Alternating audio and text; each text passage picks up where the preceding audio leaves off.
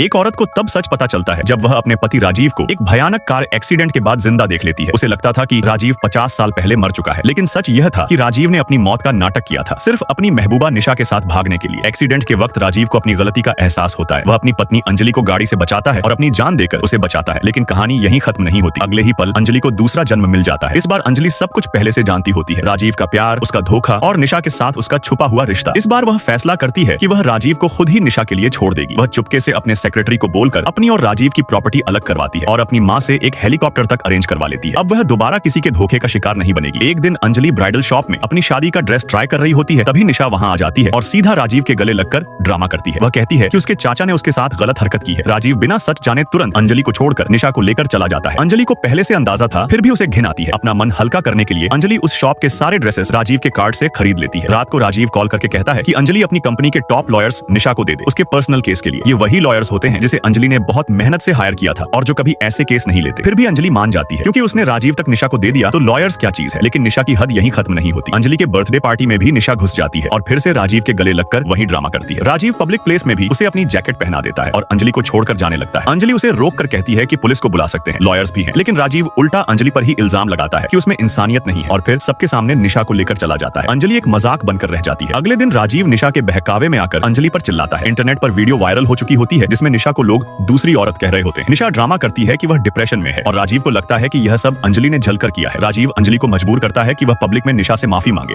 और अपनी सबसे प्रॉफिटेबल कंपनी भी निशा के नाम कर दे, वरना वह डिवोर्स दे देगा। अंजलि को इस बात से कोई प्रॉब्लम नहीं होती। वह तो खुद चाहती थी कि यह रिश्ता खत्म हो, लेकिन निशा और भी ज्यादा चालाक निकलती है। एक आदमी आता है जो खुद को निशा का रिश्तेदार बताता है और ड्रामा करता है कि अंजलि ने उसे भेजा है निशा को परेशान करने के लिए। राजीव बिना सोचे समझे अंजलि के खिलाफ हो जाता है। अगले दिन अंजलि को एक पार्सल मिलता है जिसमें गंदगी भरी होती है। बाहर लोग उस पर अंडे फेंकते हैं और उसका पुराना दर्दनाक वीडियो वायरल कर देते हैं। वह वीडियो उस वक्त का होता है जब अंजलि के साथ कभी जिंदगी में जबरदस्ती हुई थी। एक ऐसा राज जो सिर्फ राजीव जानता था। अब राजीव ने ही उसका सबसे बड़ा दर्द दुनिया के सामने रख दिया होता है। इस बार अंजलि पूरी तरह टूट जाती है, लेकिन माफी नहीं मांगती। अब वह सिर्फ एक ही चीज चाहती है, राजीव और निशा का बर्बाद होना। दूसरी तरफ निशा को लगता है कि अब वह राजीव की जगह ले लेगी, लेकिन जब वह राजीव से शादी की बात करती है तो राजीव पहली बार कंफ्यूज हो जाता है। उसे समझ नहीं आता कि वह अंजलि को छोड़ क्यों नहीं पा रहा। अगले ही दिन अंजलि घर छोड़ देती है और अपने लॉयर्स के थ्रू प्रेस कॉन्फ्रेंस करवाती है। वहां सबके सामने सच आता है। लॉयर बताता है कि अंजलि के पास्ट का वीडियो असली है, लेकिन वह सिर्फ पुलिस और राजीव के पास था। अब सबको समझ आ जाता है कि वीडियो लीक किसने किया। फिर राजीव और निशा की प्राइवेट फोटोज भी सामने आती हैं और पूरी दुनिया उनका असली चेहरा देख लेती है। राजीव शॉक में अंजलि को कॉल करने जाता है, लेकिन जो खबर उसे मिलती है वह उसकी जिंदगी की सबसे बड़ी गलती बन जाती है।